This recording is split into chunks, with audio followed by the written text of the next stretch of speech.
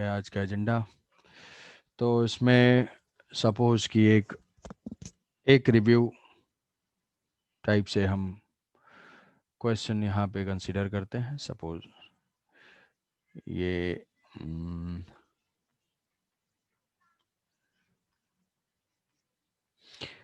दो vertical wire है, तो तुम्हें आंसर देना है इसका। दो वर्टिकल वायर है, जो पॉइंट बताया है सिर्फ उसको यूज करना है, वर्चुअल वर्क।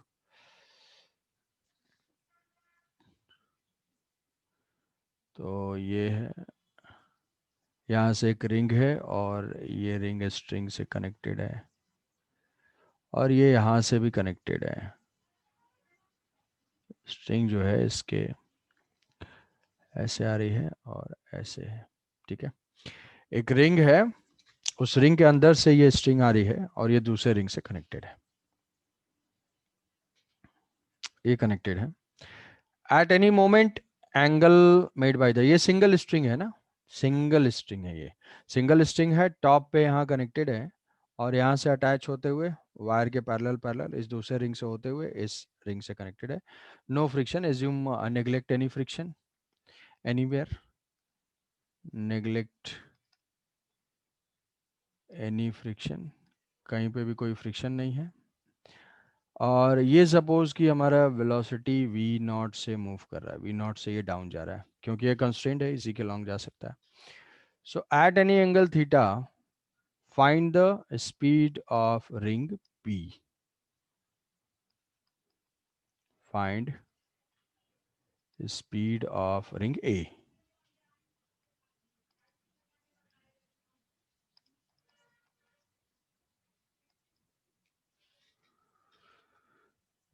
इसको बताना है।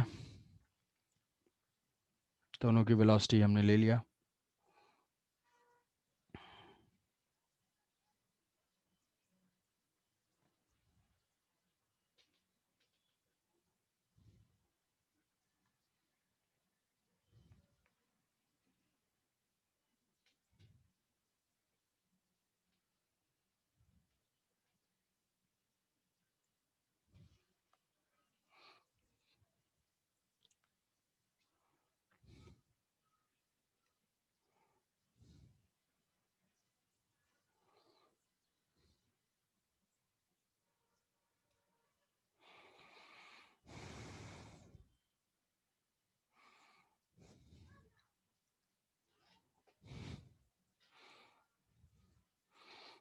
वेलोसिटी जो भी होगी रेस्ट्रिक्टेड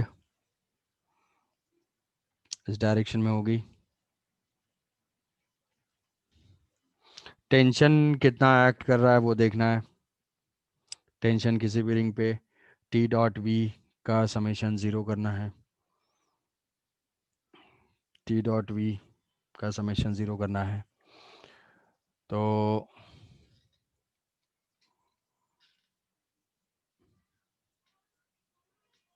कोई आंसर, अब तक आंसर आना होगा तो आगे होगा।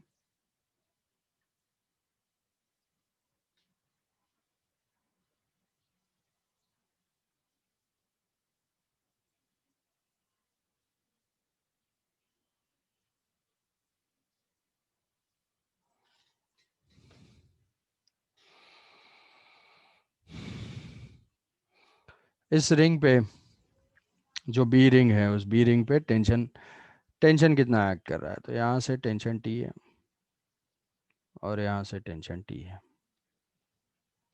यहाँ से टेंशन टी है, ये एंगल भी थीटा है। On a T dot V, a ring पे जो टेंशन है वो summation of T dot V, तो ऐसा बोल सकते हैं T cos theta into v1 plus B पे, तो बी पे टेंशन के भी दो है, ये टी कॉस थीटा है, ये टी साइन थीटा है, तो ये हो गया plus T cos theta minus T into V not equal to 0। यहाँ से v1 की वैल्यू आ जाएगी, v1 is equal to, T common ले लेंगे, टी तो 0 है नहीं क्योंकि स्ट्रिंग में टेंशन हमेशा प्रेजेंट है, यही एज्यूम करके हम कंस्टेंट यूज लिख पाएंगे। अगर ये एजम्पशन फेल होता है तो हमारे ये इक्वेशन भी फेल हो जाएंगे। तो ये हो जाएगा V not 1 minus cos theta divided by cos theta.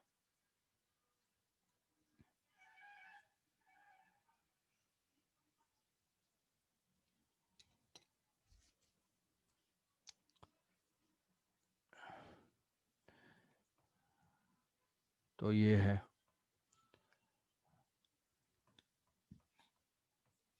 अच्छा नेक्स्ट है हमारा, नेक्स्ट सेम ही चीज़ है, इसको मैं बता देता हूँ ऐसे। अप्रोच सेम अप्लाई करना है, अप्रोच सेम अप्लाई करना है, बस हमें वही वही अप्लाई हो रहा है। जैसे मान लो ये है अ,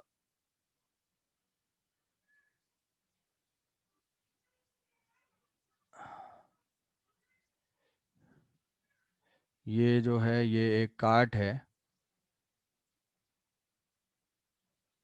और इस कार्ट पे यहाँ पे एक स्ट्रिंग यहाँ से कनेक्टेड है, और ये ऐसे है।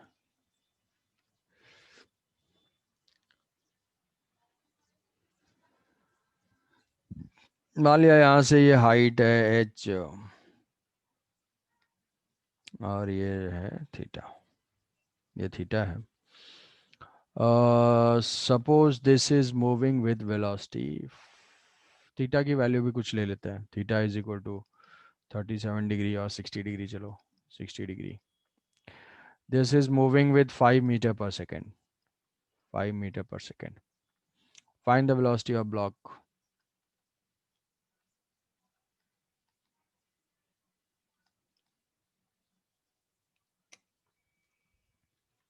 Find the velocity of block.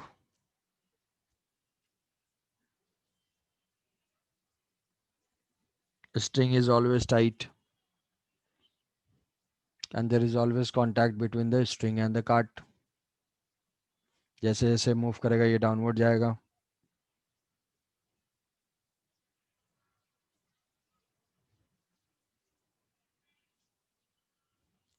Constant speed से 5 से जा रहा है वो।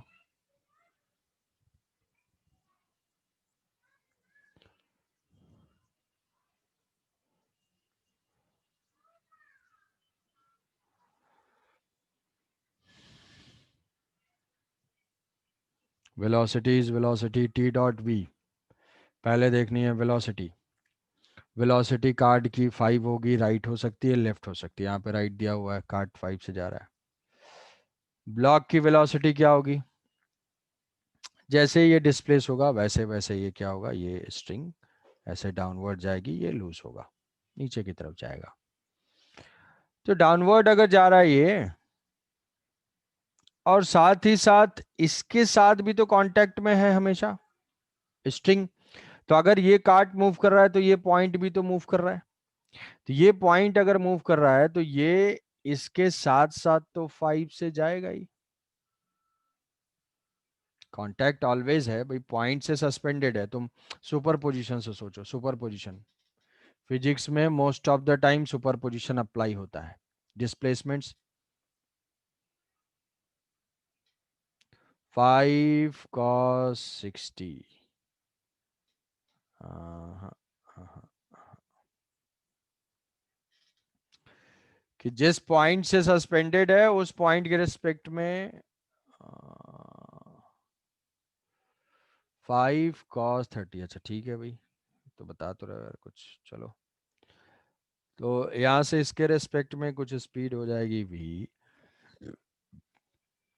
कार्ड पे हम टेंशन देखेंगे, टेंशन इस पे टी एक्ट कर रहा है, और यहाँ से टी एक्ट कर रहा है, ये एंगल थीटा है, ये भी टी एक्ट कर रहा है, ठीक है। स्ट्रिंग है, स्ट्रिंग का एक पार्ट यहाँ से कंसीडर करें, इसमें जो है सिर्फ टी ऐसे एक्ट कर रहा है। दोनों सिस्टम के ऊपर क्या करेंगे, टी डॉट वी, तो टी डॉट वी करेंगे तो ये क्या हो जाएगा, टी कॉस थीटा, और ये हो जाएगा टी साइन थीटा। इस कार्ड की वेलोसिटी है हॉरिजॉन्टल, टेंशन का डॉट प्रोडक्ट में कौन सा कंपोनेंट आता है, जो वेक्टर के पैरेलल होता है, तो T minus T cos theta तो कुछ आएगा नहीं, जो भी होगा डॉट प्रोडक्ट ऑन कार्ड। अगर इसमें कोई कंफ्यूजन होगा, डॉट प्रोडक्ट से हमें मिलेगा, डॉट प्रोडक्ट मतलब उसी के डायरेक्शन में जो फोर्स का कंपोनेंट है टी साइन थीटा इंटू 5 और इस कार्ड के लिए और तो कुछ है नहीं, इस ब्लॉक के लिए, ब्लॉक के तो दो वेलोसिटी के कंपोनेंट है, डॉट प्रोडक्ट में कौन सा आएगा, ये वेलोसिटी v वाली वेलोसिटी आएगी, तो ये हो जाएगा -t into V equal to 0। तो यहाँ से जो t की वैल्यू होगी, v की वैल्यू होगी v is equal to 5 sine theta, sine theta is equal to 60 degree है, तो v इज इक्वल टू 5√3/2, 5√3/2 ये हुआ। What is the speed, find velocity, तो इस ब्लॉक के पास दो वेलोसिटीज हैं, एक वेलोसिटी, एक जो है वो आई कैप के लॉन्ग है, velocity of block is equal to 5 I cap minus 5√3/2 J cap.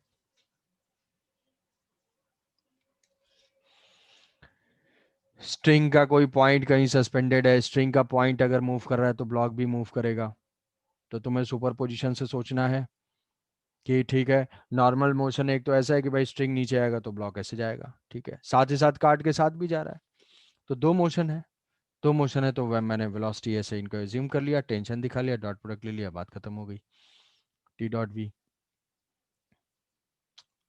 Understood, clear, समझे।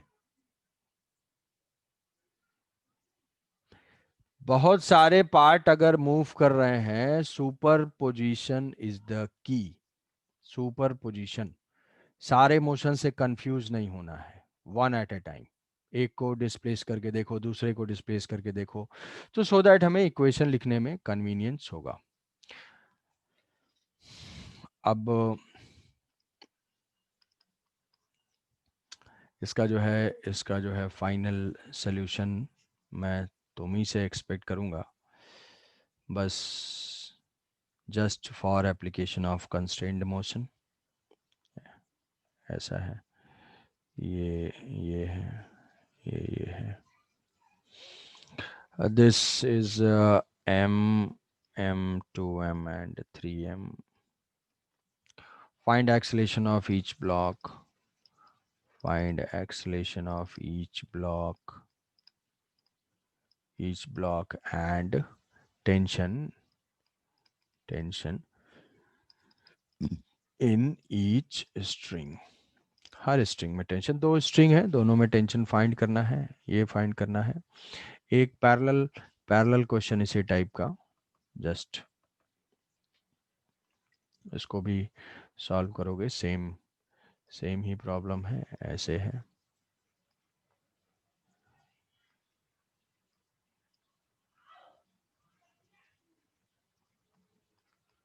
m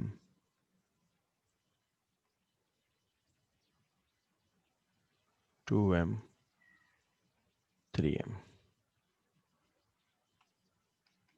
इसको सॉल्व करना है खुद से। यहाँ पे हम इक्वेशंस लिख सकते हैं दोनों केसेस में, जैसे यहाँ पे एक्सेलेरेशन तुम्हें फाइंड करना, तुम पहले नंबर ऑफ अननोन्स आइडेंटिफाई करो, हाउ मच अननोन्स, ये तीनों ब्लॉक के एक्सेलेरेशन और इन दो स्ट्रिंग का टेंशन, तो टोटल 5 अननोन्स है। हमारे पास इक्वेशन कितने अवेलेबल है, इक्वेशन जो अवेलेबल है वो इक्वेशन, एक तो एफ इक्वल टू एम का equation, F equal to M का equation, F equal to M का इक्वेशन। अच्छा, अब अगर तुम देखोगे टेंशन के लिए, टेंशन का वेरिएबल हम रिड्यूस कर सकते हैं, कैसे रिड्यूस कर सकते हैं, अरे इसमें कुछ टेंशन होगा टी टी टी, तो इसमें टेंशन 2t हो जाएगा, यहाँ पे पुली के फ्री बॉडी डायग्राम से, तो जब टेंशन 2t हो गया तो हम तो फाइंड कर लेंगे, एक ही अननोन बचा, अब इसके 3 एक्सेलेरेशन और ये 4 अननोन्स, तो F equal to M A के 3 इक्वेशंस और constant equation, 4 equations 4 unknown, solve हो जाएगा, ठीक है। तो कंस्टेंट इक्वेशन में हमेशा क्या सोचना है कि नंबर ऑफ अननोन्स कितने आ रहे हैं, हमारा एक इक्वेशन कंस्टेंट से आता है। अब इसके बाद रही बात एक्सलेशन की, तो एक्सलेशन तुम अपने हिसाब से जूम कर लोगे, जैसे मान लो मैं जूम कर लेता हूँ, ये A1 है, ये A2 है और ये A3 है, A1 है, A2 है, A3 है, A1 A2 A3 है, इनके बीच में हमें रिलेशन फाइंड करना है, तो फिर वही हमारा वर्चुअल वर्क मेथड है, ये TT है तो ये 2T है, तो ये भी 2T हो जाएगा और यहाँ से TT हो जाएगा, TT TT और ये भी TT। तो what is constant equation? 2t into A three, 2t into A three, और here t into A two plus t into A two, और यहाँ पे a1 is going down, so minus T into A one, minus T into A one equal to 0। तो यहाँ से equation आ जाएगा a1 is equal to 2a3 plus a2, a1 is equal to 2a3 plus a2। So अब इसके बाद ये तो हुआ हमारा कंस्टेंट इक्वेशन। कंस्टेंट इक्वेशन के बाद what is the laws of motion का इक्वेशन, न्यूटन सेकंड लॉ। ये हो जाएगा 3 mg, ये हो जाएगा 2 mg, इधर है mg। तो इक्वेशन क्या हुआ? For this 3 mg minus T is equal to 3m into A one, equation number 2, 2m going up, so t minus 2 mg is equal to 2m into a2 is equation number 3, and for this m is equal to 2t minus mg, 2t minus mg is equal to m into a3, equation number 4. So these are the 4 equations which we have to solve. Put a value of a1 a2 a3 in the equation 1 में a1 a2 a3 की values को put कर देना है, answer आ जाएगा। Answer भी बता सकते हो, a1 a2 a3 की वैल्यू बताई जाए, आंसर जी जी जी।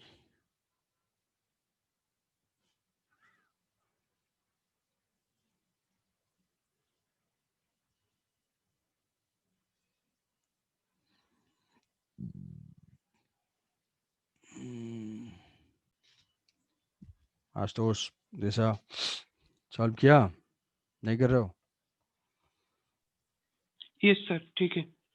ठीक है, तो ये ठीक है, 424/mg, तो टी वगैरह की वैल्यू पुट कर देंगे तो एक्सलेशन आ जाएगा। तो नेक्स्ट है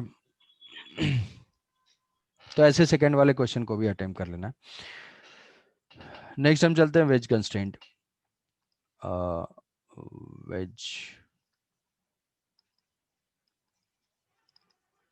कंस्ट्रेंट। अच्छा, इसमें मैं एक अप्रोच मैं तुम्हें और बता देता हूँ स्ट्रिंग पुली ब्लॉक सिस्टम में ही, बट वो मैं प्रिफर नहीं करता हूँ, मैं सिर्फ ये टेंशन वाला ही प्रिफर करता हूँ। कई जगह पे लेंथ कांस्टेंट अप्रोच भी होती है, तो बता दे रहा हूँ कि इन केस अगर कभी कुछ ज़रूरत पड़े लेंथ कांस्टेंट कि जो हमारी स्ट्रिंग है वो स्ट्रिंग इनएक्सटेंसिबल होती है, जो स्ट्रिंग है वो इनएक्सटेंसिबल होती है, ठीक है, इनएक्सटेंसिबल होती है, मतलब स्ट्रिंग की लेंथ में कोई चेंज नहीं है और स्ट्रिंग में टेंशन तो है, tension is there in the string. तो सपोज करो कि अगर मुझे ऐसे लिखना है, ये है, ये पॉइंट है,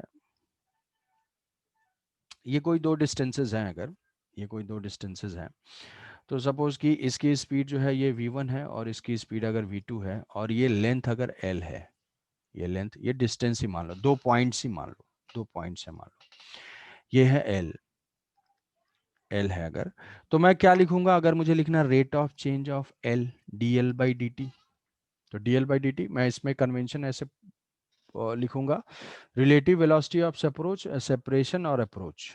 उसमें कुछ नहीं करना है कि l को जिस वेलोसिटी की वजह से इंक्रीज होगा l, जैसे v1 के इस मोशन के वजह से v2 को भूल जाएंगे, v1 के मोशन के वजह से l इंक्रीज हो रहा है, मतलब dl बाई dt पॉजिटिव है, तो dl by dt is equal two plus v1, और इसके वजह से क्या है, v2 के वजह से l डिक्रीज हो रहा है टाइम के साथ, तो टाइम के साथ मतलब ये v2 क्या है उसको लिखेंगे नेगेटिव, तो dl by dt is equal to v1 minus v2, ये हुआ। अब इसी कन्वेंशन को अगर कि किसी लेंथ, अगर लेंथ को वेलोसिटी इंक्रीज कराना चाह रही है, that velocity is positive, if velocity is decreasing the length that velocity is negative. तो अब यही अप्रोच कई बार कहीं पे जहाँ पे भी स्ट्रिंग कनेक्टेड है तो वहाँ पे हम उसको अप्लाई करते हैं। जैसे फॉर एग्जांपल के लिए हम मान लेते हैं कि ऐसा कोई सिस्टम ही है, ऐसा कोई सिस्टम है, ये ब्लॉक यहाँ पे कनेक्टेड है और ये ये ब्लॉक्स हमारे कनेक्टेड हैं,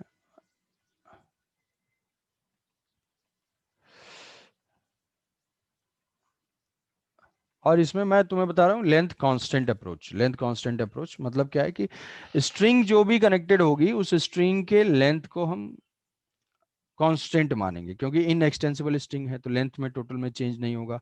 तो सारे पार्ट्स ऐसे मूव करेंगे सो दैट की लेंथ कांस्टेंट हो। तो अब ये मानते हैं कि अब उसमें प्रॉब्लम ये होती है कि जब बहुत सारे 2-3 स्ट्रिंग होते हैं ना, तो हमें 2 इक्वेशन लिखना पड़ता है, सोचना पड़ता है थोड़ा सा। इसलिए मैं प्रीफर करूंगा और तुम्हें भी एडवाइस करूंगा कि वर्चुअल वर्क को ये अडॉप्ट करना है और उसी को बार बार यूज करना है, एक ही मेथड समझना है। बाकी सारे मेथड्स तुम्हें पता होने चाहिए कि हाँ ऐसा करके भी कुछ है। तो यहाँ से सपोज करो कि मैं इनकी वेलोसिटीज को मान लेता हूँ कि ये जो वेलोसिटी है ये 10 मीटर पर सेकेंड है, 10 मीटर पर सेकेंड है सेंटीमीटर पर सेकेंड, और ये जो है ये जा रहा है 5 मीटर पर सेकेंड से, 5 मीटर पर सेकेंड से। तो मुझे जो है इसकी वेलोसिटी को फाइंड करना है, what is the velocity of C. तो इसमें जो भी स्ट्रिंग है उसके हम लेंथ को पहले मेजर लिख लेंगे कि यहाँ से यहाँ तक का लेंथ का सेगमेंट है L1, यहाँ से यहाँ तक लेंथ का सेगमेंट है L2, ये सेगमेंट जो है वो है L3 और ये सेगमेंट है L4। ठीक है, चाहो तो ये लेंथ भी ले सकते हो, ये लेंथ भी ले सकते हो, टोटल लेंथ तो ये इसके ऊपर भी होगा, ये पुली पे भी होगा, बट ठीक है वो तो हमेशा रहेगा। चेंजेस जो है इनके अंदर आएंगे तो हम इनको लिखेंगे। ठीक है भाई, अब क्या लिखेंगे, यहाँ पे लिख लेंगे कि L1 plus L2 plus L3 plus L4 is equal to constant, ऐसा लिख दिया। अब उसके बाद हम इसको डिफ्रेंशिएट करेंगे क्योंकि ये टाइम्स के साथ तो चेंज हो नहीं रहा है, तो dl by D T, D L one by D T plus dl2 by D T plus dl3 by D three plus dl4 by D T is equal to 0। अब इन दोनों पॉइंट्स को देखेंगे, इन दोनों पॉइंट्स को देखेंगे। ब्लॉक के इस motion की वजह से L1 डिक्रीज हो रहा है, मतलब ये जो वेलोसिटी है वो L1 को डिक्रीज करा रही है, सो यहाँ पे हो जाएगा -10, -10। ये पुली के कांटेक्ट में है, पुली के कांटेक्ट में तो जो इस पॉइंट की वेलोसिटी है, इस पॉइंट की वेलोसिटी क्या है, तो 0 है। ये तो मूव नहीं कर रहा है, फिक्स पुली है, तो इसके कांटेक्ट में है तो इसकी वेलोसिटी 0 है, तो ये 0 हो गई। इस मोमेंट पे इसकी वेलोसिटी 0 और इसकी वेलोसिटी वही होगी जो ब्लॉक की, इस पुली की वेलोसिटी होगी, पुली की वेलोसिटी वही है जो ब्लॉक की वेलोसिटी है। मतलब ये क्या कर रहा है, ये पॉइंट इस मोमेंट पे 5 मीटर पर सेकेंड इसकी वेलोसिटी है। तो ये हो जाएगा, इसकी वजह से L2 क्या हो रहा है, इंक्रीज। तो L2 इंक्रीज हो रहा है तो ये हो जाएगा +5। तो ये दोनों पॉइंट्स हो गए। फिर L3 सेगमेंट के ये दोनों पॉइंट्स हो गए। ये तो भाई इस पुली के कांटेक्ट में है, पुली फिक्स है, मूविंग नहीं है, तो ये 0 हो जाएगा। और ये भी क्या होगा, L3 को इंक्रीज कर रहा होगा, तो +5 और dl3 भी होगा। dl4 में हम ले लेते हैं कि कुछ वेलोसिटी भी है, कुछ वेलोसिटी भी है किसी डायरेक्शन में। तो यहाँ पे ये तो 0 हो गया dl4 और ये हो जाएगा -v इक्वल टू 0। तो यहाँ से देखोगे तो ये 0 आ जाएगा, यहाँ से 0 आ जाएगा, मतलब c will not move, c will not move.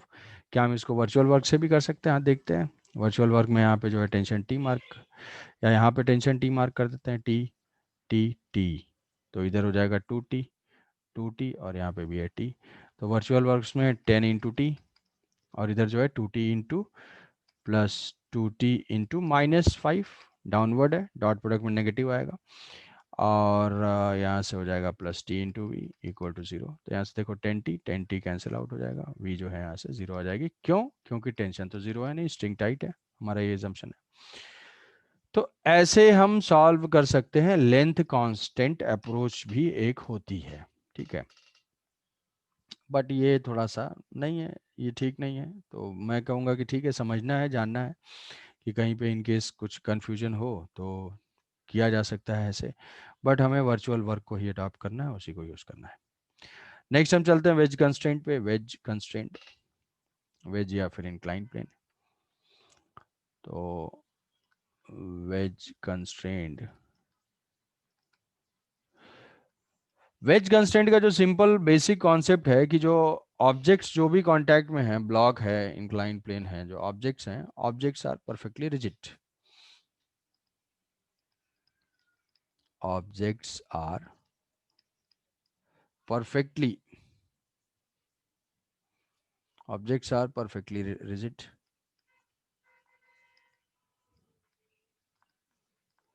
वो जो है बिल्कुल परफेक्टली रिजिड है, मतलब नो डिफॉर्मेशन।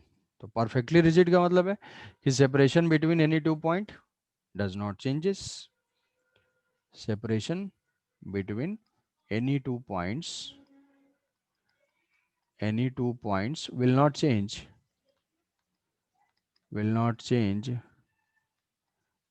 during motion.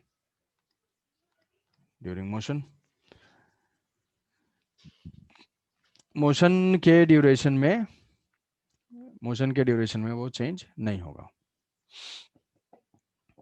तो ठीक है भाई, जैसे मान लो कि ये दो ब्लॉक हैं हमारे, ये दो ब्लॉक्स हैं, दो ऑब्जेक्ट्स हैं, दो कांटेक्ट में हैं। ये जो है इनका जो है लाइन है, और इसकी वेलोसिटी v1 है, इसकी वेलोसिटी जो है v2 है। ये एंगल हम लेते हैं, ये एंगल θ1 है, ये एंगल θ2 है। तो अगर ये हमेशा कांटेक्ट में है, इनका कांटेक्ट छूटता नहीं है, तो ये जो दो पॉइंट्स हम कंसीडर करेंगे, इन दोनों पॉइंट्स की डिस्टेंस कम या ज़्यादा नहीं होगी। दो पॉइंट्स हैं, दोनों इस पे हैं। अगर इसकी वेलोसिटी, जैसे हमने स्ट्रिंग में भी लिया था, कि अगर इसकी वेलोसिटी ज़्यादा होती है तो क्या होगा, कांटेक्ट छूट जाएगा।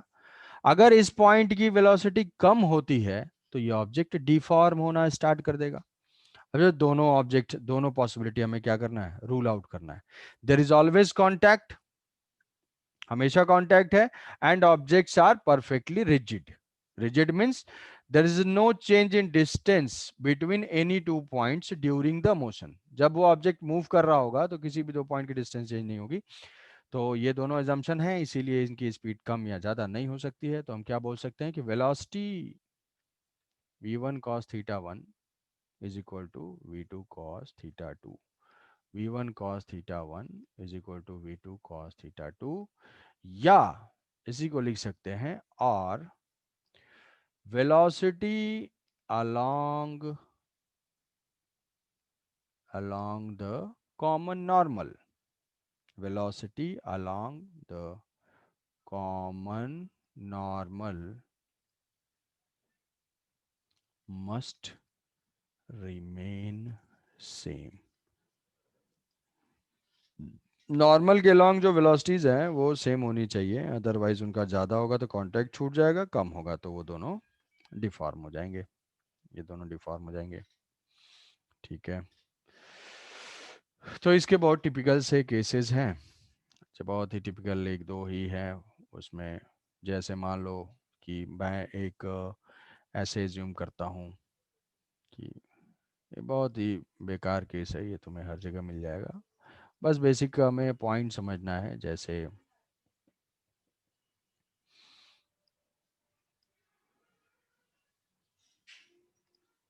ये एक रॉड है, रॉड जो है वो यहाँ से एक स्लाइडर है जो स्लाइड कर सकता है, रॉड है, सिलेंड्रिकल रॉड है। और ये क्या है, ये फिक्स फिक्स एक सपोर्ट टाइप से है, ये जो है सपोर्ट टाइप से है ये।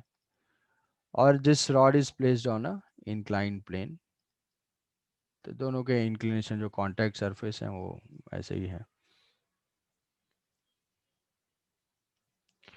ये एंगल जो है ये थीटा है, थीटा है किसी मोमेंट पे। अब ये रॉड क्या है, this rod is restricted to move vertically downward और वर्टिकली अपवर्ड, यही दो इसके मोशन की डायरेक्शन है। और ये हॉरिजॉन्टल सरफेस पे है, हॉरिजॉन्टल सरफेस पे है, इसका मोशन क्या हो सकता है, हॉरिजॉन्टल ही हो सकता है। और दोनों हमेशा कांटेक्ट में रहने हैं, दोनों हमेशा कांटेक्ट में रहने हैं। तो मान लिया कि ये ए है और ये बी है, तो इसमें है कि जो भी इसकी वेलोसिटी है बी की ऐसे होगी, और ए की जो भी वेलोसिटी है वो ऐसे होगी, इस डायरेक्शन में होगी। तो जो भी, अब ये रिजिड ऑब्जेक्ट्स हैं और देयर इज ऑलवेज कांटेक्ट, तो हमारा क्या होगा कि जो भी कॉमन नॉर्मल होगा, कॉमन नॉर्मल ऐसे, तो कॉमन नॉर्मल के अलोंग दोनों की वेलोसिटी सेम होंगी। तो हम यहाँ से देख लेते हैं भाई, जहाँ पे भी कांटेक्ट है, जहाँ पे भी कांटेक्ट है वहाँ पे ये तो ए की वेलोसिटी है, ए की वेलोसिटी है। अब ए की वेलोसिटी कॉमन नॉर्मल के अलोंग क्या है, उसके लिए रिजॉल्व करना पड़ेगा, ये थीटा है तो ये हो जाएगी we A cos theta, V A cos theta.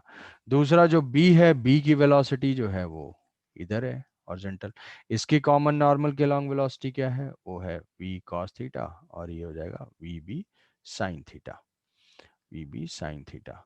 तो दोनों के जो कॉमन नॉर्मल के लॉन्ग वेलोसिटी है वो सेम रहनी चाहिए अगर उनके बीच में हमेशा कांटेक्ट रहना है।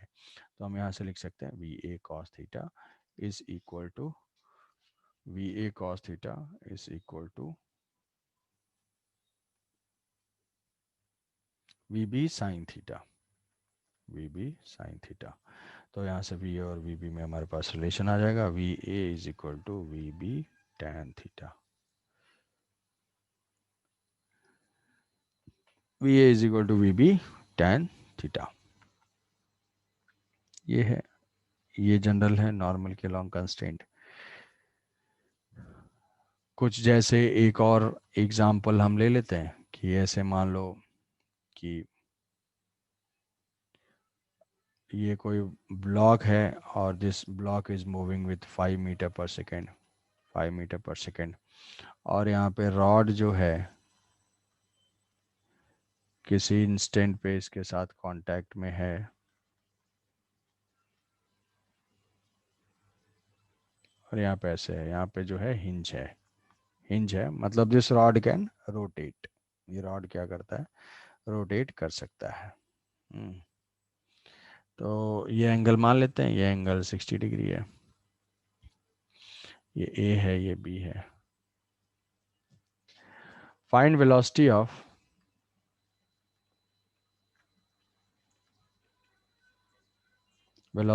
Point B.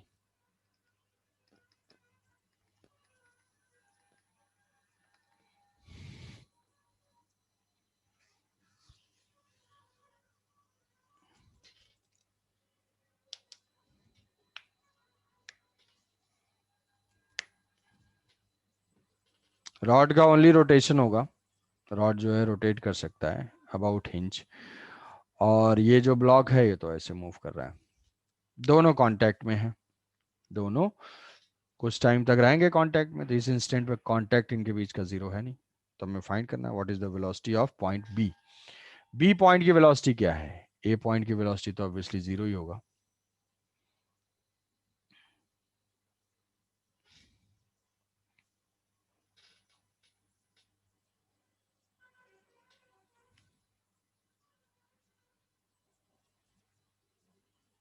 ए पॉइंट की वेलोसिटी जीरो होगी, कोई आंसर?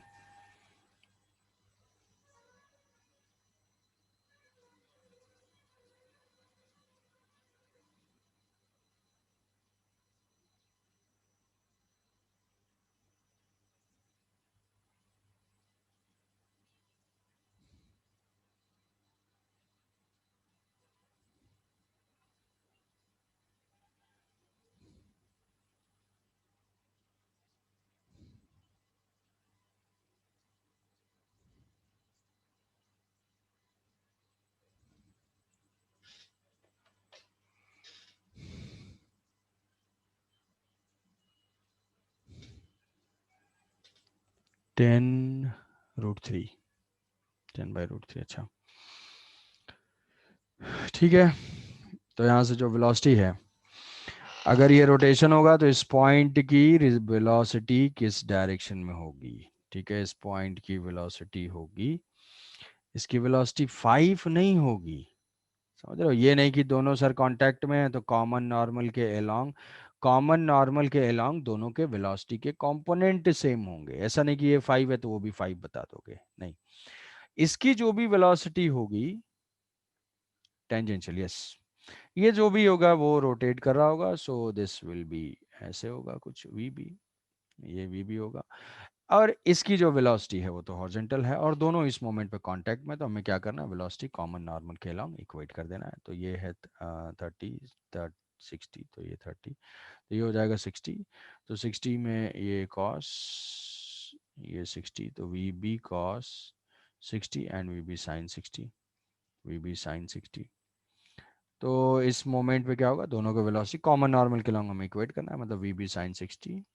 हाँ ठीक है, V B sine 60 is equal to 5, तो यहाँ से वी बी की वैल्यू हो जाएगी √3/2, 10/√3, yes, V B is equal to 10/√3 meter पर सेकेंड। ठीक है, तो ऑब्जेक्ट्स ऐसे अगर कांटेक्ट में होंगे तो हम इसको जो है बता सकते हैं। ठीक है, इसको, तो ये था रिजिड बॉडी, मतलब कोई भी कंस्ट्रेंट है, इसी का जो है अल्टरनेटिव टाइप का यूज़ है, और हम बोल सकते हैं ऐसे मिसलेनियस टाइप के प्रॉब्लम्स। मिसलेनियस, ये तो ऐसे दो ऑब्जेक्ट्स अगर कांटेक्ट में अगर हैं तो हम बता देंगे। और इन जनरल जो है हम बोल सकते हैं कि मिक्स टाइप के प्रॉब्लम, जैसे क्या है कि यही यहाँ पे हमने रिजिड वाला कॉन्सेप्ट यूज़ किया है। अब जैसे जनरल इसको बोल देते हैं, जनरल एग्जांपल्स, जनरल कैटेगरी कि क्वेश्चंस के थ्रू, जैसे मान लो ये कोई वॉल है और ये ग्राउंड है और यहाँ पे कोई रॉड स्लाइड कर रहा है, दिस रॉड इज स्लाइडिंग, ये रॉड स्लाइड कर रहा है, at this moment this angle is 37 degree and it is moving with speed 10 meter पर सेकेंड है, ऐसा हो गया।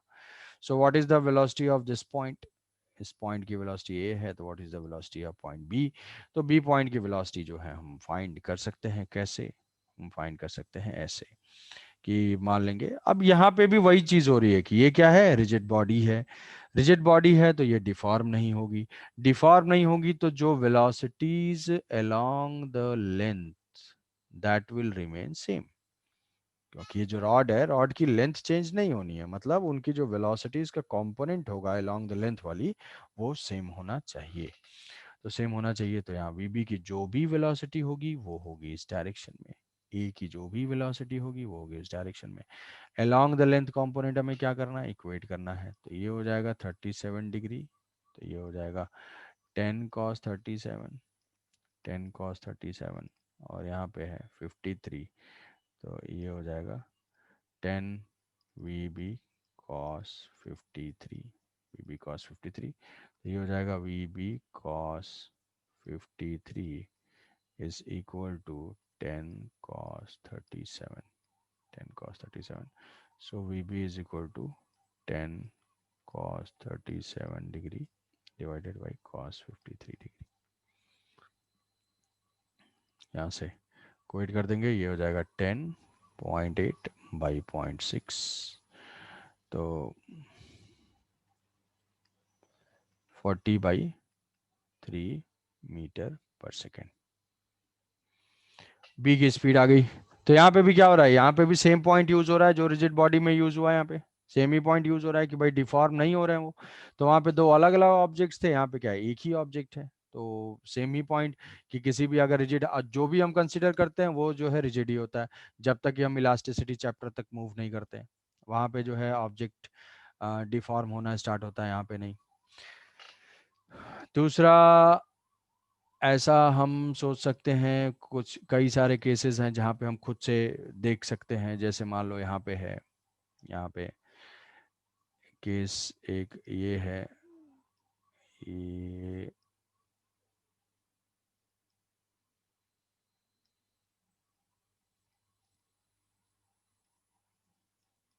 हम्म, हम्म, ऐसा कुछ है, ऐसा कुछ है, यहाँ से ये थीटा है, इसका मास हम मान लेते हैं कि ये जो है 3m है, और इसका जो है मास स्मॉल m है। All surfaces are smooth, all surfaces are smooth,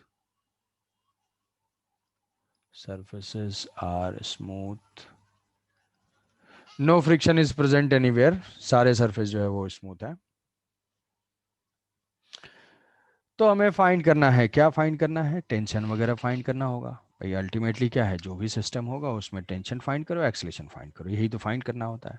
तो एक्सेलेरेशन तो चलो हम यहाँ से 3m का एक्सेलेरेशन लेंगे, m का एक्सेलेरेशन लेंगे, 2 एक्सेलेरेशन हो जाएगा, स्ट्रिंग में टेंशन होगा 3।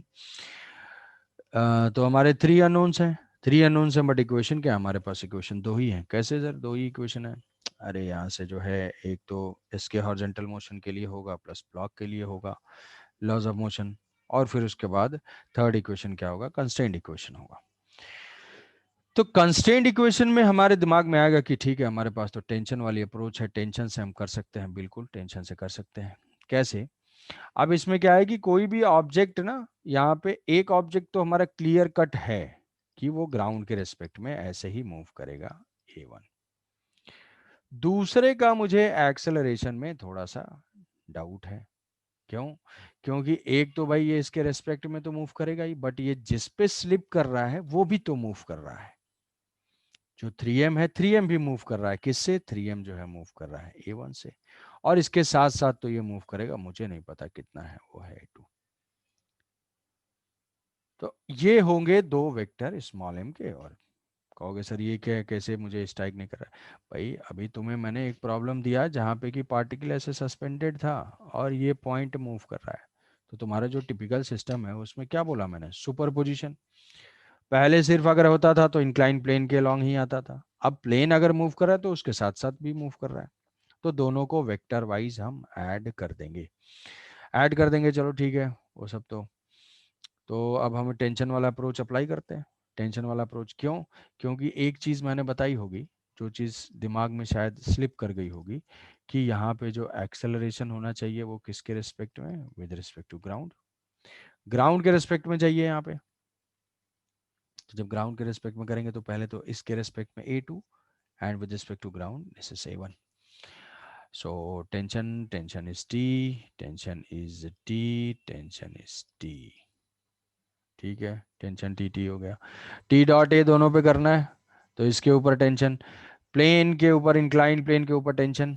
टेंशन क्या होगा, T एंड ये भी है थीटा, दो T है ना, दो T है ये। स्ट्रिंग के साथ जो है, पुली के साथ हमेशा हमें स्ट्रिंग का एक सेगमेंट लेंगे, तो ये T, तो ये T cos थीटा, और ये हो जाएगा यहाँ से T sin थीटा। अब टेंशन का और एक्सलेशन का डॉट प्रोडक्ट लेंगे, भाई एक्सलेशन हॉरिजॉन्टल में है तो टेंशन के हॉरिजॉन्टल डायरेक्शन में क्या होगा, सिर्फ T और T cos थीटा है, तो इक्वेशन हो जाएगा T माइनस, अगर कुछ कंफ्यूजन होगा तो बताना, T माइनस T cos थीटा tension into acceleration in that direction. What is for block, block के लिए तो एक string tension up the plane है। अप द प्लेन एक्सलेशन क्या है भाई, एक तो इस A2 है ही डाउन द प्लेन, और साथ ही साथ A1 का एक कंपोनेंट भी आएगा जिसको हम बोलेंगे A1 cos theta. A1 cos theta ये है A1 sin थीटा। तो plus plus T into A1 cos थीटा माइनस A2, जीरो, बात खत्म, है ना, यही चीज तो है। तो यहाँ से हम लिख लेंगे कि T into A1 minus A1 cos theta plus A1 cos थीटा minus T into A2 is equal to zero. ये कैंसिल आउट हो जाएगा, यहाँ से क्या आ जाएगा, tension A1 is equal to A2। अब A1 is equal to A2 तो ऐसे लिखने से ठीक है, वो वैल्यूज तो आ गई, बट हमें क्या करना है कि भाई देख के ये चीज प्रेडिक्ट करनी है कि रिलेशन कैसा होगा। कुछ केसेस में हम डिस्प्लेसमेंट वगैरह देख के हम बता सकते हैं, जैसे तुम्हें पुली में भी बताया होगा कि थोड़ा बहुत अगर पुली को अपवर्ड शिफ्ट करोगे तो एक्स एक्स स्ट्रिंग लूज होगी, उधर से कितना जाएगा, या फिर V1 + V2/2। वैसे ही बहुत सारे केसेस हैं जहाँ पे कि हम डिस्प्लेसमेंट देख के बता सकते हैं कि यार देखो, ये तो हमने निकाल लिया A1 इक्वल टू A2। तो अब ये चीज़ हम ऐसे सोच सकते हैं कि यार यहाँ से तो ये कनेक्टेड है, हम क्या करते हैं, दोनों मोशन को थोड़ा सा सुपर इम्पोज करके सोचते हैं कि अगर ये इंक्लाइन प्लेन शिफ्ट होता है, अगर ये इंक्लाइन प्लेन शिफ्ट होता है राइट वर्ड की तरफ एक्स, मैंने ब्लॉक के मोशन को रोक दिया, कौन से मोशन को, जो प्लेन के रिस्पेक्ट में है। यहाँ पे मैंने इसको स्ट्रिंग को फिक्स कर दिया, फिक्स करके मैंने यहाँ से इसको डिस्प्लेस किया एक्स। जब एक्स डिस्प्लेस होगा तो यहाँ से क्या होगा, यहाँ से ये हो जाएगा, एक्स स्ट्रिंग लूज होगी। अब हम इसको रिलीज करेंगे तो ये क्या होगा, ये कितना नीचे जाएगा, सेम उतना ही एक्स जाएगा। तो इस ब्लॉक के दो डिस्प्लेसमेंट हैं, अलोंग द प्लेन एंड ऐसे। तो सेम चीज एक्सेलेरेशन के लिए भी है, what is the acceleration with respect to ground, तो acceleration with respect to ground जो है वो ऐसा होगा, ए एंड ए। तो ऐसी बात है, ऐसे हमने कर दिया। अब यहाँ पे हमारे अननोन्स हो गए, यहाँ पे टेंशन T फाइंड करना है और A फाइंड करना है। A1 A2 में रिलेशन हमने फाइंड ही कर लिया, तो उसके लिए इक्वेशन हम लिख सकते हैं, या तो free body diagram of block बना लो, free body diagram of block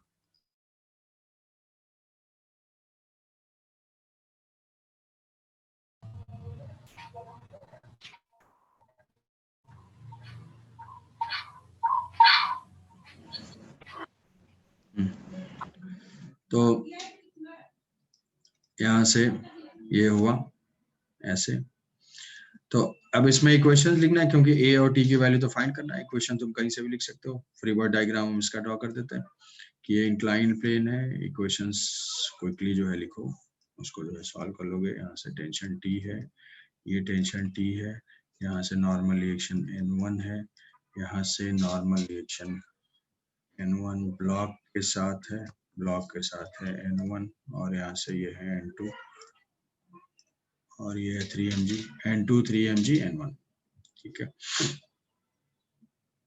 tension, और यहाँ से जो है अगर मैं इस ब्लॉक को जो है इसी से ऑब्जर्व करता हूँ, इसी से ऑब्जर्व करता हूँ, तो ब्लॉक मुझे ऐसे दिखेगा।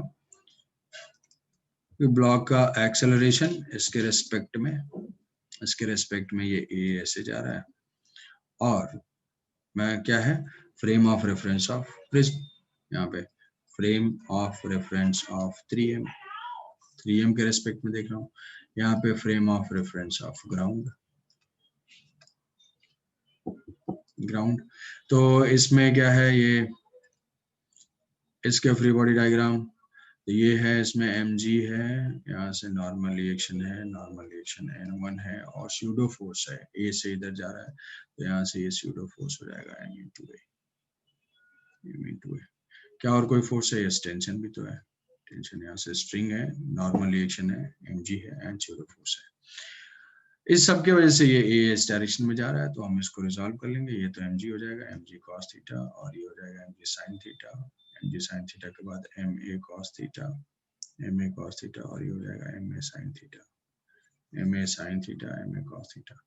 तो इक्वेशन हम लिखेंगे फर्स्ट इसके लिए ma cos theta plus mg sin theta minus t is equal to m into a। Question number 1 for incline plane. अच्छा, इसके लिए ये भी क्वेश्चन हो जाएगा। क्या होगा? n1 plus ma sin theta is equal to mg cos theta, mg cos theta. Question number 2 for incline plane के लिए हॉरिजॉन्टल डायरेक्शन में ये एक्सेलेरेशन है, तो ये होगा n1 theta n1 cos theta, n1 sin theta, n1 sin theta, और यहाँ से हो जाएगा t theta, t cos theta, t sin theta. तो हॉरिजॉन्टल डायरेक्शन पे सिर्फ फोकस करेंगे, वर्टिकल को भूल जाएंगे। वर्टिकल जो है वो n2 के लिए है, तो यहाँ से क्या हो जाएगा n1, इस सब की वजह से एक्सेलेरेशन है इसका ये, तो this n1 sin theta, n1 sin theta plus t minus t cos theta is equal to 3m into a। This is equation number 3। Number of unknowns at and n1, number of unknowns are at and n1, और ये 3 हमारे equations हैं। इनको solve करके values को find कर लेना है, ठीक है। ठीक है, और क्या, n1 की वैल्यू यहाँ पुट करेंगे कहीं से भी, यहाँ से t की वैल्यू को थोड़ा सा कॉम्प्लिकेटेड आएगा इसमें। n1 की हमें चाहिए, a की वैल्यू चाहिए, तो t की वैल्यूज अगर यहाँ से पुट करेंगे तो n1 आ जाएगा उसमें, तो अल्टीमेटली n1 यहाँ से पुट करेंगे इधर, और फिर उससे जो है t की वैल्यू निकालेंगे, फिर यहाँ पुट करेंगे, तो ये चीज हो सकती है। या दोनों में, इक्वेशन नंबर 3 में 2 से यहाँ से n1 की वैल्यू को पुट कर दो, n1 की वैल्यू को, और यहाँ से t की वैल्यू को पुट कर दो। तो इक्वेशन 3 में 1 और 2 से पुट करने से a की वैल्यू आ जाएगी, और वो पुट करने के बाद समझे? क्या समझे ये कि डिस्प्लेसमेंट से हमें ट्राई करना है कि हम एक्सेलेरेशंस को रिलेट कर पाए। बहुत सारे केसेस होंगे जहां पे ऐसा हो जाएगा, और नहीं तो हमारे पास वर्चुअल वर्क मेथड है। उसके बाद तो एज यूजुअल जैसे एक्सेलेरेशन फाइंड करना है वही कैलकुलेशन है, तो वहाँ पे free body diagram, equation, acceleration लिखने के बाद और फिर इसका सोल्यूशन। तो क्या ये इक्वेशन सॉल्व हो जाएंगे तीनों?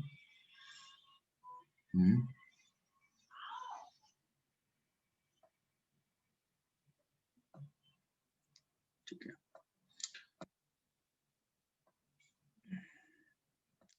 तो ये मैं एक्सपेक्ट करूंगा कि ये जो है सॉल्व हो जाएगा, इक्वेशन पुट करके, तो वहां से एक्सेलेरेशन की वैल्यू आ जाएगी।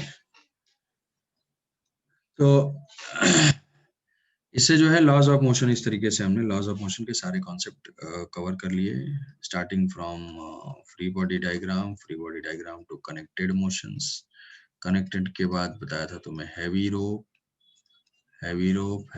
के बाद जो है हमारा पुली ब्लॉक सिस्टम के बाद pseudo force, spring force and constrained motion. ये जो है लॉज ऑफ मोशन के सारे पॉइंट कवर हो गए। लॉज ऑफ मोशन के बाद हमारा सेम एक और फोर्स ही है, हालांकि हम फोर्सेस ही डिस्कस कर रहे हैं, तो वो फोर्स कौन सा है? फ्रिक्शन। हम फ्रिक्शन को जो है स्टार्ट करते हैं। Friction, what is friction? Friction अगर हमें डिफाइन करना हो कि फ्रिक्शन है क्या, so friction is the parallel component of reaction force. It is tangential component of reaction force. कि कोई भी सरफेस जो है वो दो टाइप के फोर्सेस अप्लाई करता है। कौन? Reaction force. It is the tangential component of reaction force. जो भी रिएक्शन फोर्स है, जैसे मान लो ये दो हैं, तो ये जो सरफेस है वो एट मैक्स कितने अप्लाई कर सकता है? एक जो इसको बोलते हैं नॉर्मल रिएक्शन, मतलब परपेंडिकुलर, और दूसरा होता है पैरेलल। हमेशा ये क्या होगा? सरफेस के पैरेलल। सरफेस जो है अगर कर्व टाइप की होती है, कर्व टाइप का अगर होता है, जैसे मान लो ऐसे टाइप का अगर है, तो उसमें अगर है तो यहाँ पे वही फ्रिक्शन ऐसे टेंजेंशियल होगी, यहाँ पे होगा तो ऐसे कहीं टेंजेंशियल होगा। मतलब हमेशा क्या है, ये पाथ की टेंजेंशियल रहेगी सरफेस जो है। तो जो what is the reaction force, हमेशा जो है इसमें गलती करते हो कि रिएक्शन फोर्स का मतलब तुम्हारे दिमाग में हो सके नॉर्मल रिएक्शन हो, बट ऐसा नहीं है। Reaction force is the resultant of friction and normal. ये ठीक है, it is the parallel component. तो टाइप्स ऑफ फ्रिक्शन, इसमें जो है बेसिकली टाइप्स क्या है? फ्रिक्शन जो है, friction opposes, when friction act, friction opposes the relative motion. Friction क्या करता है? Friction opposes the relative motion,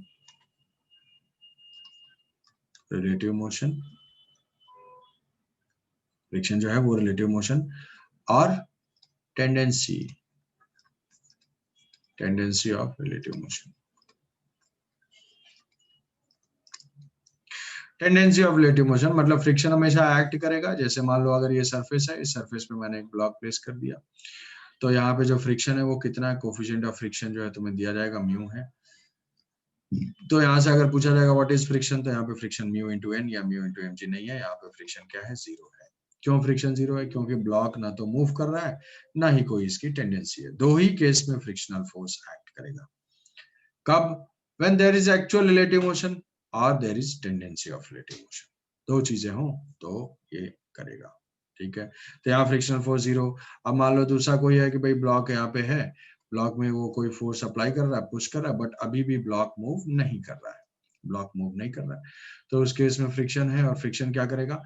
लेकिन अब अगर फ्रिक्शन नहीं होता, अगर फ्रिक्शन नहीं होता तो इस ब्लॉक की टेंडेंसी होती राइट जाने के लिए। ये ब्लॉक राइट में जाना चाहता है, मतलब इसकी टेंडेंसी है टू मूव टुवर्ड्स राइट। तो राइट में अगर ये मूव कर रहा है तो फ्रिक्शन हो जाएगी इसकी लेफ्ट में, मतलब ये टेंडेंसी को अपोज करेगा। यहाँ पे friction not equal to zero और टेंडेंसी इसकी राइट की तरफ, तो फ्रिक्शन हो जाएगा लेफ्ट की तरफ। अब मान लो रिलेटिव मोशन हो ही रहा है, रिलेटिव मोशन है ही, ये 10 मीटर पर सेकंड से इधर जा रहा है, तो क्या होगा? रिलेटिव मोशन का अपोज करेगा, ये हो जाएगा ऐसे फ्रिक्शन। तो ऐसे तो हो गया। कब एक्ट करेगा? किस डायरेक्शन में? अपोज करता है रिलेटिव मोशन का। Friction does not opposes the motion. ठीक है, फ्रिक्शन मोशन का अपोज नहीं करता है। हम आगे अभी देखेंगे, किसी के मोशन का सपोर्ट कर सकता है, किसी के मोशन का अपोज कर सकता है, बट ऑलवेज अपोजेस मोशन, ये जो है फॉल्स स्टेटमेंट है। Friction opposes the motion of object, ये स्टेटमेंट क्या है? ये स्टेटमेंट फॉल्स है। Friction depends on area of contact, बताना अभी true false. Friction depends on area of contact, more contact more friction. इस केस में फ्रिक्शन ज्यादा होगा फोर्स अप्लाई करने से, या इस केस में फ्रिक्शन ज्यादा होगा फोर्स अप्लाई करने से। In which case friction will be more? In case 1, in case 2, you have 1, you have 2.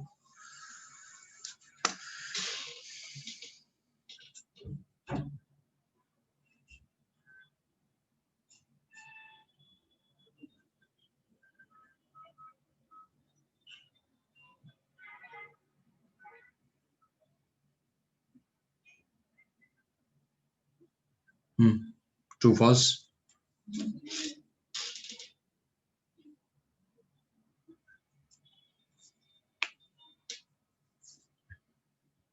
True, false? F1 equal to F2, F1 F2 true। अच्छा ठीक है, तो ये जो है friction depends on area of contact, it is a false statement, it is a false statement. ऐसा feel होता है कि ये कहीं पे भी अगर फ्रिक्शन, अभी तुम जानते हो कि friction is directly proportional to normal reaction, F is equal to mu into n। क्या n किसी केस में चेंज हो रहा है? नहीं, इस केस में जो है n1 है, इस केस में क्या है n2, सॉरी इस केस में है n2 है, और बोथ ही एक ही ऑब्जेक्ट है, तो यहाँ पे क्या है n2 is equal to mg, यहाँ पे n1 is equal to mg। तो फ्रिक्शन जो भी एक्ट कर रहा होगा वो म्यू इनटू n होगा, होगा नहीं होगा बट ऐसे। तो इसमें डिफरेंस क्या हो रहा है, ये बेसिकली एक्चुअली क्या होता है, ये फ्रिक्शन एरिया ऑफ कांटेक्ट से इंडिपेंडेंट होता है। सॉलिड का फ्रिक्शनल फोर्स वो लिक्विड में होता है, लिक्विड में फ्रिक्शनल फोर्स कौन सा है? Viscous force. Viscous force is equal to n into dv by dz, याद करोगे अगर तो। अब यहाँ पे n into a into dv by dz, तो ये eta into A into D V by D Z, तो यहाँ पे एरिया ऑफ कांटेक्ट पे लिक्विड का फ्रिक्शन डिपेंड करता है। डीवी बाई डीजेड क्या होती है? वेलोसिटी ग्रेडियंट, मतलब रिलेटिव वेलोसिटी पे। अरे भाई अगर मान लो यहाँ पे कोई ब्लॉक, यही ब्लॉक है, ये अगर 10 मीटर पर सेकंड से जा रहा हो या 20 मीटर पर सेकंड से जा रहा हो, ये जो है अगर स्पीड से इंडिपेंडेंट है, रिलेटिव मोशन हो रहा है, बस इतना काफी है, फ्रिक्शन एक्ट कर जाएगा। तो इस केस में जो फ्रिक्शन है वही इस केस में भी फ्रिक्शन होगा, दोनों F1 is equal to F2 होगा, यहाँ पे भी F1 is equal to F2 होगा। तो सॉलिड का जो फ्रिक्शन फोर्स होता है that is independent of contact area and relative velocity, while in liquid, liquid में विस्कस फोर्स होता है, viscous force is dependent of area of contact and relative velocity. ये दो जो है डिफरेंशिएटिंग पॉइंट्स है। अब ऐसा होता क्यों है, इसके लिए एक ब्रीफ थ्योरेटिकल बैकग्राउंड में दूंगा, क्योंकि तुम्हें जैसे ब्रीफ रीजन क्या है, रीजन फॉर फ्रिक्शन, तो reason is the formation of cold weld joint, formation of cold weld joint, कि बहुत सारे बुक्स में हमारे उसमें एग्जांपल्स में दिए हुए होते हैं, या फ्रिक्शन चैप्टर में मेंशन्ड होता है कि हमारे जो सरफेसेस हैं जो कि हमें स्मूथ अपीयर होते हैं, those are not actually smooth, they are those are apparently irregular shape, कि जो भी कॉन्टैक्ट सरफेसेस हैं उनके बीच में इरेगुलरिटीज है, इरेगुलरिटीज हैं, तो वो इरेगुलरिटीज में यहाँ पे जो है फिट हो जाते हैं, और उस इरेगुलरिटीज से हमें निकालने के लिए थोड़ा फोर्स रिक्वायर्ड होता है। तो ये है ओल्ड कॉन्सेप्ट कि ये इरेगुलरिटीज आपस में क्या करते हैं, इंटरलॉक हो जाते हैं। इरेगुलरिटीज है तो ये क्या होंगे, एक इरेगुलरिटीज, एक का ऐसे ट्रफ टाइप का होगा, दूसरे का क्रेस्ट होगा, वो उसके अंदर फॉल कर जाएगा, और एक इंटरलॉकिंग बन जाएगी, इंटरलॉकिंग बन जाएगी, और ये इसको डिस्प्लेस करना थोड़ा सा डिफिकल्ट हो जाएगा। जो मॉडर्न रिसेंट थ्योरी है उसमें क्या बोलता है, उनके अकॉर्डिंग ये है कि जब भी दो सरफेसेस कांटेक्ट में आते हैं माइक्रोस्कोपिक लेवल पे, तो उनके इलेक्ट्रॉन्स प्रोटॉन्स इनके बीच में एक इलेक्ट्रोमैग्नेटिक फोर्स एक्ट करता है, फोर्स एक्ट करता है कि भाई ये जो है एक का जो है पॉजिटिव वो दूसरे के नेगेटिव को अट्रैक्ट करा, ये पॉजिटिव दूसरे के नेगेटिव को अट्रैक्ट करा, तो इनके बीच में एक इलेक्ट्रोमैग्नेटिक फोर्स आता है, और इस इलेक्ट्रोमैग्नेटिक फोर्स की वजह से टेम्पररी एक कोल्ड वेल्ड जॉइंट फॉर्म होते हैं। वेल्डिंग वाले जो जॉइंट्स होते हैं, वेल्डिंग जो प्रोसेस है सच क्या होता है, हाई टेम्परेचर पे होता है, इसीलिए वेल्ड जॉइंट्स बोलने का मतलब है कि ये हो जाएगा कि हीट करके वो जॉइंट्स बने, नहीं। कोल्ड वेल्ड जॉइंट्स का मतलब है कि एक टेम्पररी बॉन्ड, एक temporary attraction which is formed at the room temperature. Cold word क्या है, रूम टेम्परेचर पे। ये रूम टेम्परेचर पे जब भी हमने ऑब्जेक्ट रखा तो उन सर्फेसेस के बीच में हमारे कोल्ड वेल्ड जॉइंट्स फॉर्म हो गए, और इनकी स्ट्रेंथ जो होती है कोल्ड वेल्ड जॉइंट की, strength of cold weld joint depends on strength of cold weld joints depends on what, pressure at the point। भाई जितना ज्यादा क्लोज होंगे मॉलिक्यूलर लेवल पे, जितना ज्यादा हाई प्रेशर होगा उतना ज्यादा वो स्ट्रांग होंगे।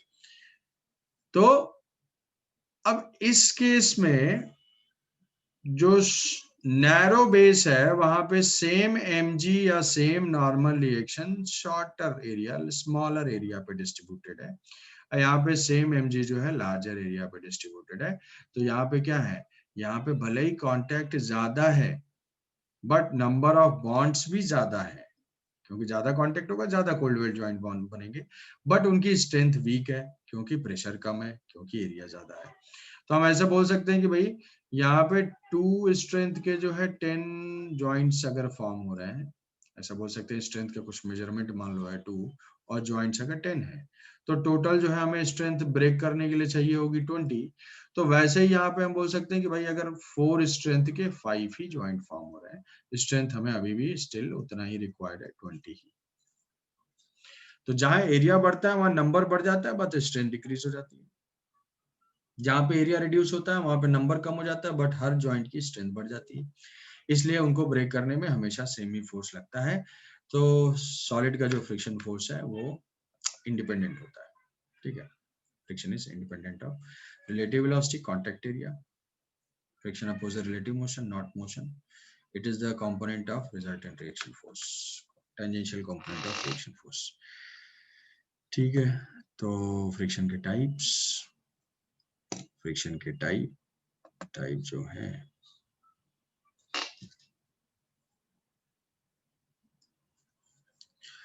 टाइप्स ऑफ फ्रिक्शन तो ये कौन कौन से हैं, बड़ा स्टैटिक, जो ब्रॉडर हम डिवाइड करेंगे, static friction and kinetic friction. एक जो है पहले और पढ़ा होगा रोलिंग फ्रिक्शन, बट रोलिंग क्या है, रोलिंग में भी तो हम स्टैटिक ही बोलते हैं, कोई ऑब्जेक्ट रोल कर रहा है तो उसमें रोलिंग है या रोलिंग विद स्लिपिंग है, तो उसमें भी तो वही चीज है कि स्टैटिक है या काइनेटिक है। तो ब्रॉड कैटेगरी हमारी क्या है, static and kinetic. When static friction acts when there is a tendency of relative motion.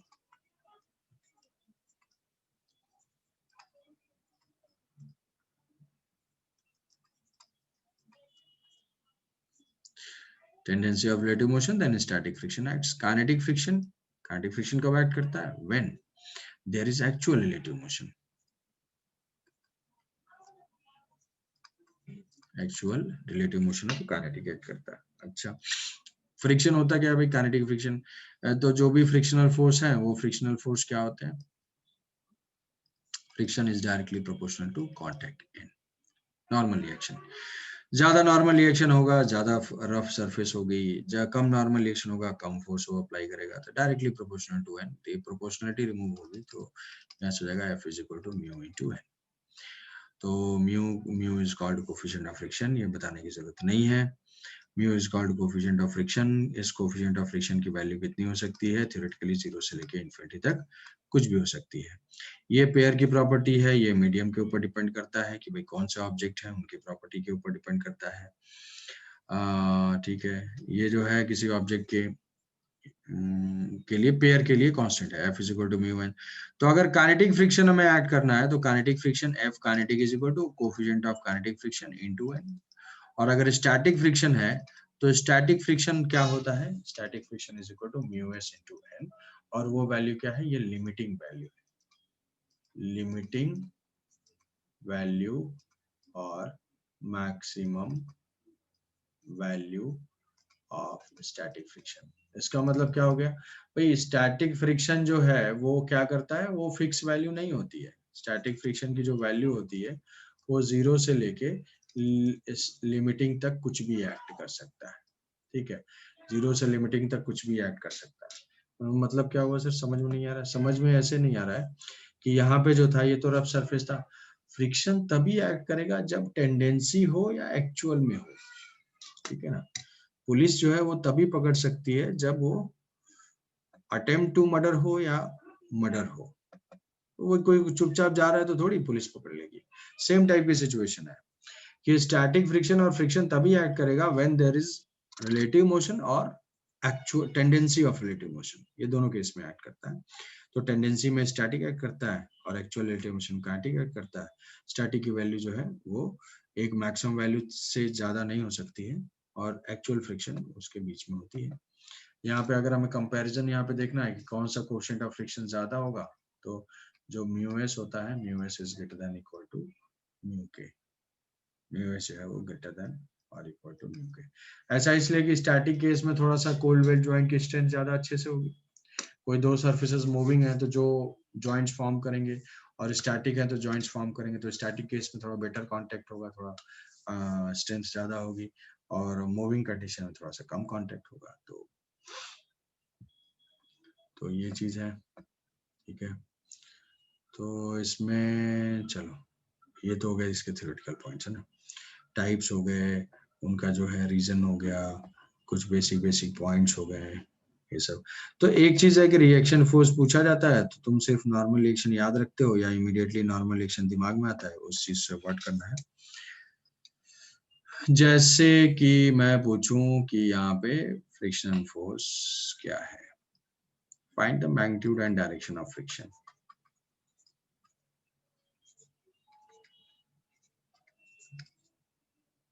Magnitude of friction and its direction. तो इसको जो है तुम्हें आंसर देना है ना। छोटे छोटे क्वेश्चन है, बिल्कुल छोटे छोटे पॉइंट्स। तुम्हें जो है लेफ्ट राइट ऐसे बताना है, डायरेक्शन लेफ्ट राइट, और पॉजिटिव नेगेटिव बोल सकते हो, राइट मतलब पॉजिटिव, और मैग्नीट्यूड भी।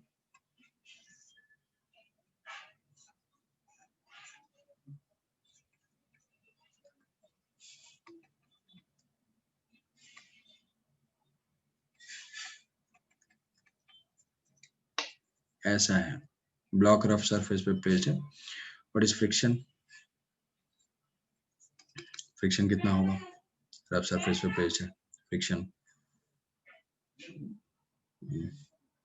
फ्रिक्शन 0 होगा, यस पहला ही था ये 0, ठीक। फ्रिक्शन 0 होगा क्योंकि यहाँ पे रिलेटिव मोशन नहीं है। फ्रिक्शन ब्लॉक अगर मूव कर रहा है यहाँ से, तो इसमें जो है फोर्स एक्ट कर रहा है, मान लो ये 10 न्यूटन है, अप्लाई कर दिया, 10 न्यूटन अप्लाई किया, और ये 10 kg का है। सब कुछ सेम है, म्यू एस म्यू के हम सेम लेंगे हर प्रॉब्लम में, 0.5 एंड म्यू के is equal to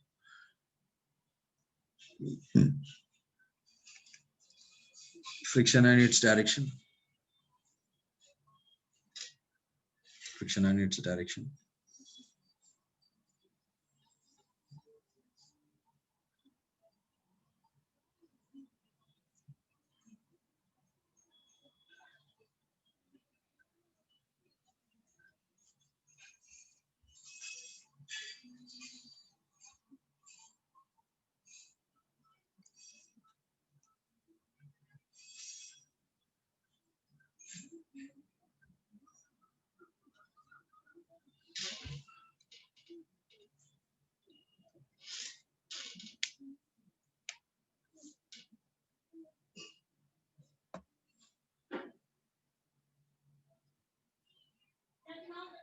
fifty left, Ashutosh correct.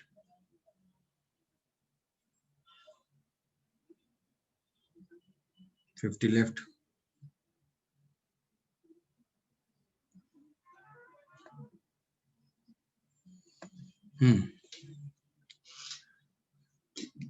तो 50 हो जाएगा, लेफ्ट होगा, बिल्कुल क्लियर है। कैसे फाइंड किया? फाइंड कर लेंगे हम यहाँ पे सबसे पहले लिमिटिंग फाइंड करेंगे।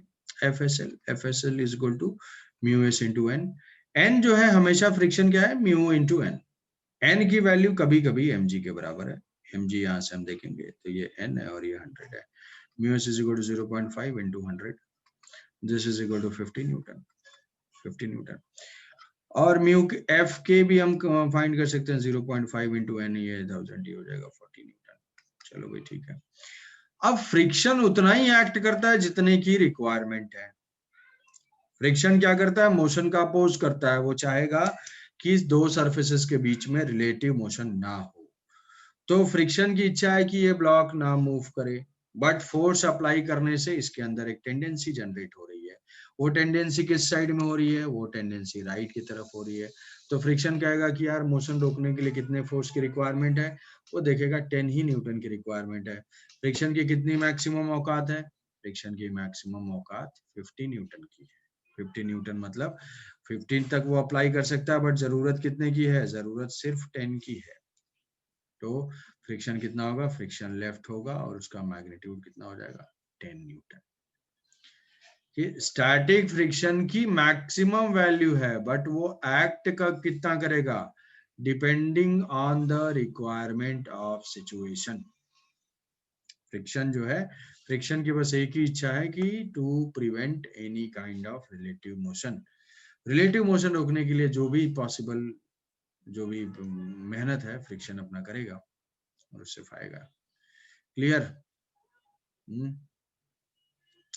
तो दिस फ्रिक्शन हमेशा जो है लिमिटिंग के बीच में कुछ भी हो सकती है।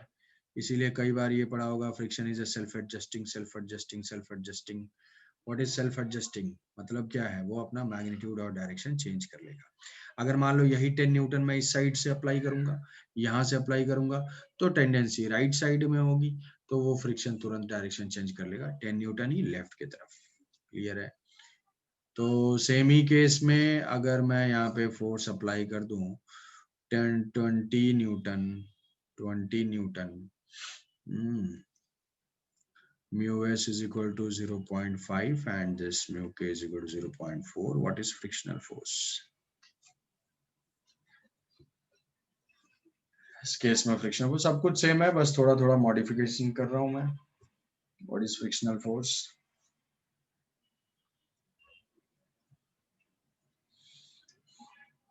सबसे पहले हम देखेंगे लिमिटिंग। सबसे पहले हम देखेंगे लिमिटिंग 20 लेफ्ट। यस, सबसे पहले हम देखेंगे लिमिटिंग। लिमिटिंग है 50 बट रिक्वायरमेंट है 20 की। तो क्या 20 अवेलेबल है? बिल्कुल अवेलेबल है। किस साइड में? लेफ्ट में।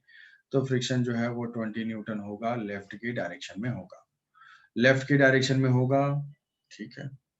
ये 50 से कम भी है, सब कुछ करेक्ट है। अच्छा, what is the magnitude and direction of frictional force in this case? Same case है, ऐसा ऐसा दिया हुआ है।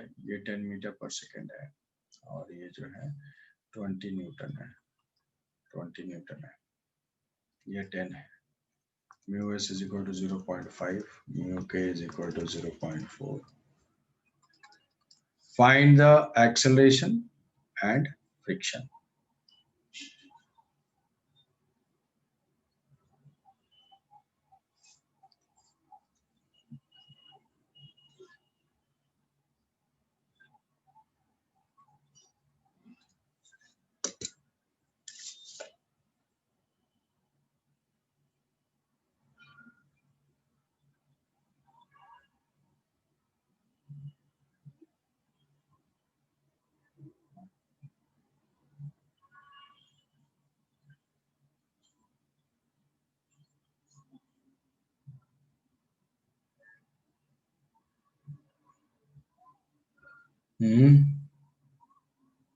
कोई आंसर?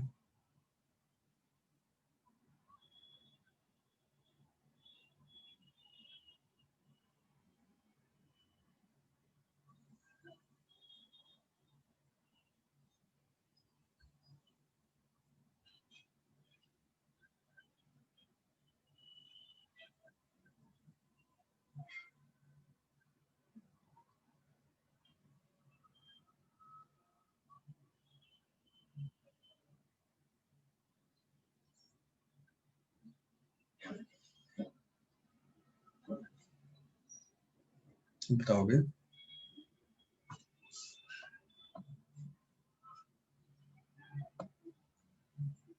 टेन मीटर पर second constant speed.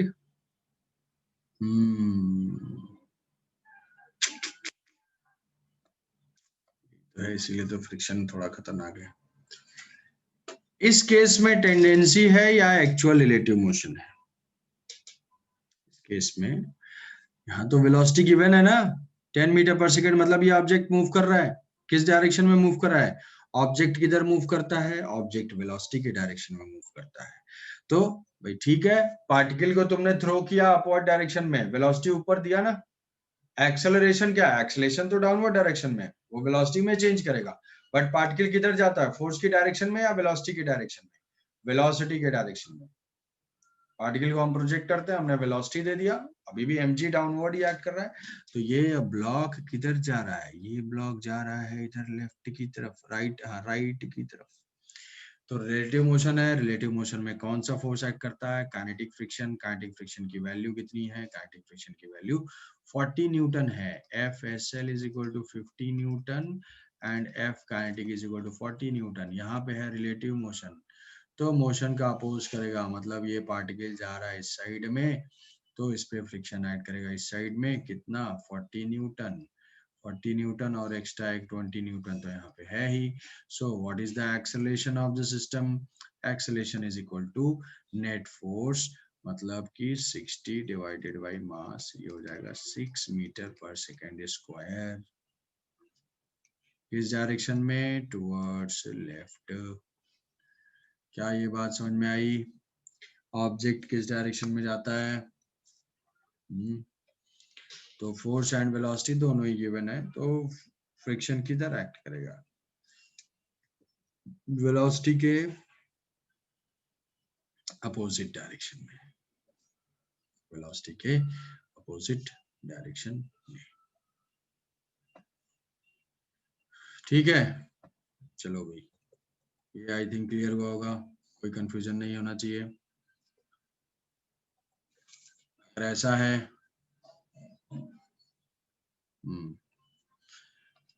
Same case में मैं ऐसे दे दूं, ऐसे दे दूं, ये जो है 10 न्यूटन है, इसीलिए बोल रहा हूँ ये छोटे छोटे पॉइंट्स हैं, छोटे छोटे पॉइंट्स हैं जो कॉन्सेप्चुअल क्लैरिटी तुम्हारे लिए रखेंगे। ये जो है 20 न्यूटन, 20 मीटर पर सेकेंड, 20 मीटर पर सेकेंड, वही 10 kg का ब्लॉक है, और वही क्या है? वही म्यू एस है और वही म्यू के है।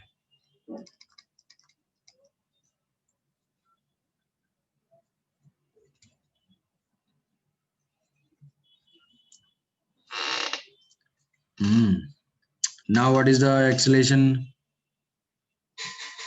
What is acceleration?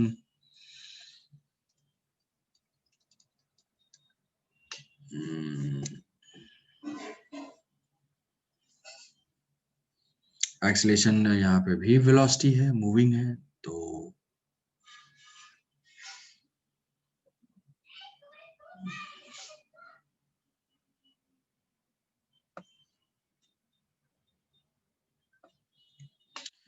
मूविंग है, 20 से जा रहा है, तो काइनेटिक होगा, काइनेटिक इधर होगा, वेलोसिटी के अपोजिट डायरेक्शन में, तो यहाँ से हो जाएगा 30, यहाँ से हो जाएगा 40, तो एक्सेलेरेशन हो जाएगा, ब्लॉक की वेलोसिटी लेफ्ट की तरफ है, a is equal to 30 divided by 10, 3 metre पर सेकेंड स्क्वायर, और ये हो जाएगा राइट। चलो ठीक है, तो मैं तुम्हें एक क्वेश्चन देता हूँ, उसको जो है सॉल्व करना है। क्वेश्चन ऐसा है कि it is in rough surface and a rope is placed on the surface. Find the minimum force required to displace this rope. Find the force required. Find force required to displace the rope. Rope को displace करने के लिए मुझे कितना force चाहिए? If coefficient of friction is varying, mu is equal to mu naught into x. X is measured from this mu variable है. Find minimum force required to displace the रो को displace करने के लिए मिनिमम कितना requirement है ये जो है बताना है। ठीक है, इसको अटेम्प्ट करोगे। आज यहीं पे एंड करते हैं। अपने फ्रिक्शन के जो भी नोट्स होंगे थोड़ा सा रिवाइज कर लोगे। कुछ डाउट होता है